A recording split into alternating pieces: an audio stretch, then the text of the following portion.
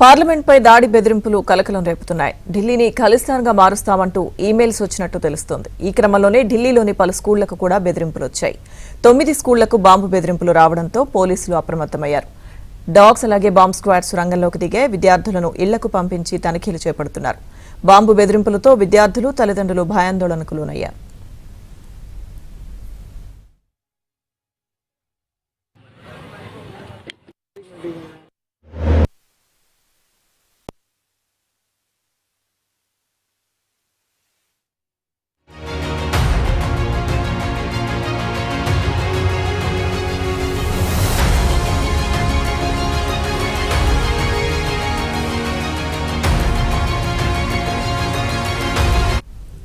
పార్లమెంట్పై దాడి బెదిరింపులు కలకలం రేపుతున్నాయి. ఢిల్లీని ఖలిస్తాన్గా మారుస్తామంటూ ఈమెయిల్స్ వచ్చినట్లుగా తెలుస్తోంది. పూర్తి సమాచారం మా ప్రతినిధి సతీష్ అందిస్తారు.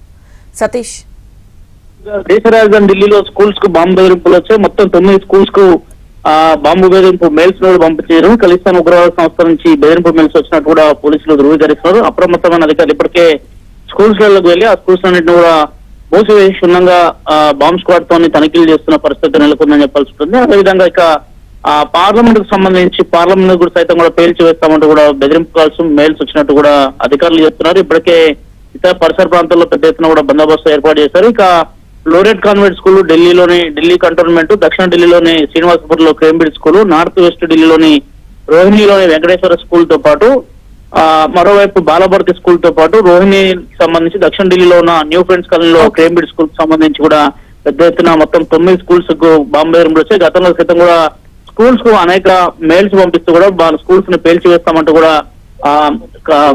ఈమెయిల్స్ చేసిన సందర్భం నెలకొంది. తాజాగా అలాంటిది మరోసారి కూడా స్కూల్స్ కు బాంబు బెదిరింపు వచ్చిన నేపథ్యంలో పోలీసులు అంతా కూడా అప్రమత్తమైన తనిఖీలు అయితే చేస్తున్న పరిస్థితి నెలకొంది. ప్రస్తుతానికైతే ఎలాంటి అవాంఛనీయ ఘటన అయితే చోటు చేసుకోలేదు. లక్ష్మీ దుర్గా.